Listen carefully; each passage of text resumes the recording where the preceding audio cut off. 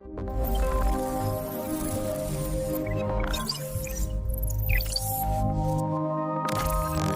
know, it doesn't matter if you're writing your very first line of code or if you're a total pro, we all hit the same wall, right? Where do you put your data? How do you organize it so your code just works and works well? Well, Python hands you this awesome toolkit, and today we're going to master 3 of its most important tools. So, here's the game plan. First, a quick overview. Then, we're going to get to know our 3 key players: dictionaries, lists, and sets. And the best part? We'll wrap things up with a head-to-head showdown so you'll know exactly which tool to grab for any job.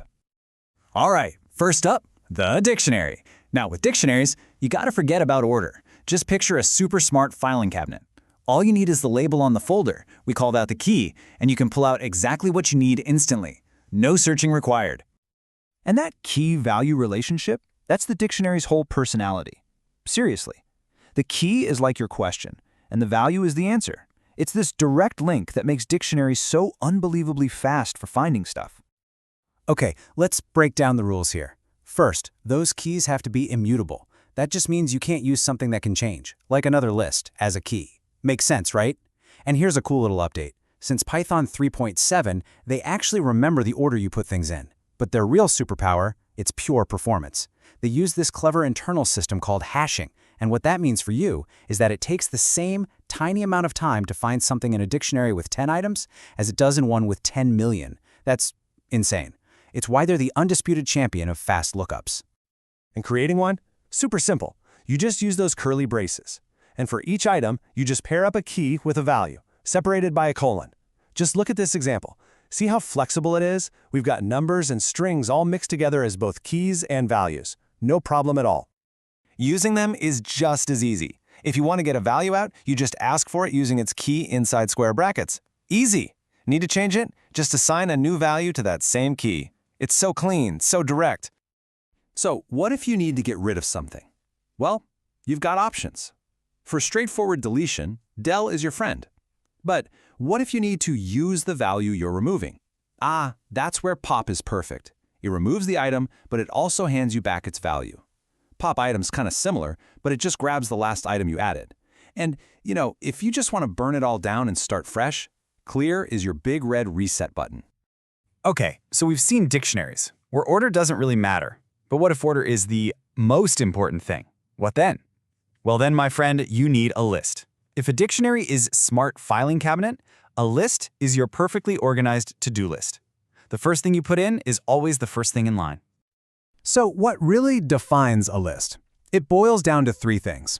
1, they're mutable, which is a fancy way of saying you can change them whenever you want. 2, they are ordered. Position is everything. And 3, they have 0 problems with duplicates. You can have the same item in there 10 times if you want, and the list will not complain. And look how easy it is to make one. Just simple square brackets. This example right here shows it all in action, right?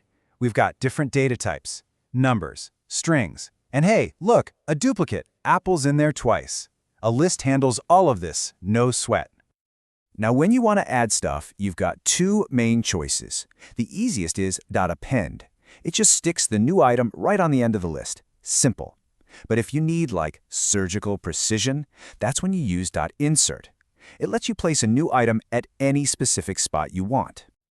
And taking things out, again, you can target by value or by position.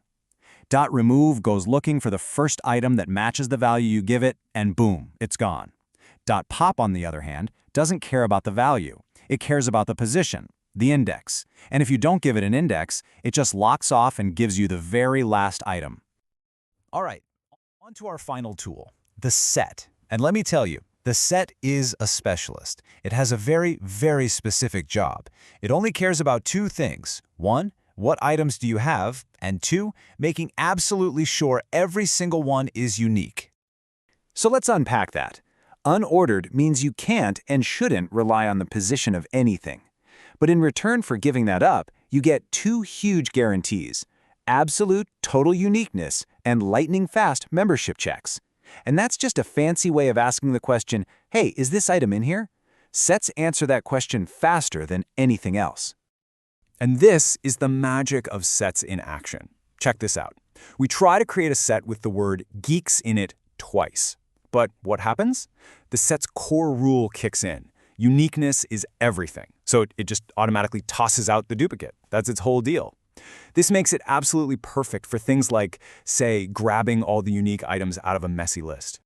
But the real power of sets, it comes from their mathy side.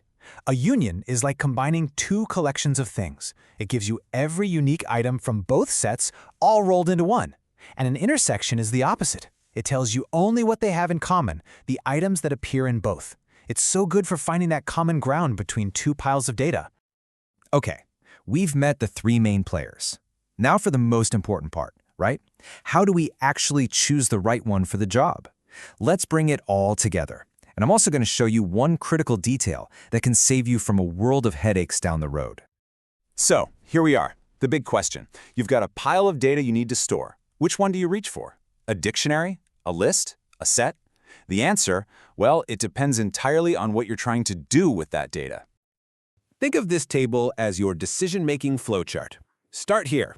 Ask yourself, do I need to look up values using some kind of unique label or name? If the answer is yes, stop. You need a dictionary. End of story. If the answer is no, okay, next question. Does the order of my items matter? If it does, grab a list. And finally, if order doesn't matter but what you really care about is that you have no duplicates, well then a set is your perfect tool. See? Simple. But hold on. There's one more critical detail you've got to watch out for, and this applies to all of these, especially when they start getting complex. Look, copying a simple list of numbers is a piece of cake. But what happens when your list contains other lists inside of it? That's where you can fall into a really common trap. And to avoid it, you have to understand the difference between a shallow and a deep copy. Just look at the difference here. A shallow copy, on the left, it's like copying a folder that's full of shortcuts to your files, not the files themselves. So if you open a shortcut and change the file, you're actually changing the original file. And this can cause some of the most mysterious, head-scratching bugs you'll ever see. But a deep copy, over on the right, is different. It creates a complete, totally independent clone of everything. You can mess with the copy all day long, and the original stays perfectly safe and untouched. So what's the big takeaway? If you have containers inside of other containers, trust me, you almost always want a deep copy. And that is why we're even having this conversation. Choosing the right tool for the job, right at the start, isn't just some academic thing to do. It leads to better code. Period. Your code will run faster, it'll be way easier for you and anyone else to understand, and it'll help you dodge those sneaky bugs, like that copy problem we just looked at. So if you remember nothing else, remember this. When order matters, use a list. When you need fast lookups with a key, use a dictionary. And when you need to guarantee uniqueness, use a set. You master these three, and you've basically mastered the heart of organizing data in Python. So now you're equipped, you have Python's core data toolkit ready to go. So my final question is for you.